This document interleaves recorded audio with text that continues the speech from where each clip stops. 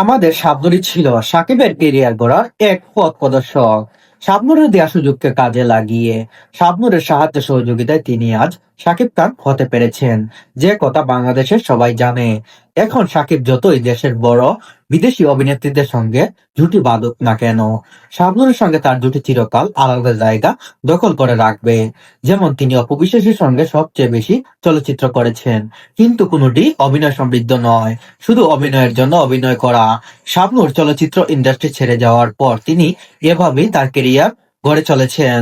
সাকিবের কেরিয়ারের প্রতিটি সেরা ও অভিনয় সমৃদ্ধ চলচ্চিত্র আমাদের ডলিউড কুইন শাবনূরের সাথে। শাবনূরের এই ঋণ সাকিব কোনোদিনও দিতে পারবে না, তেমনি বাংলাদেশ চলচ্চিত্র আমাদের শাবনূরের ঋণ কখনো পরিশোধ করতে পারবে না। কখনো।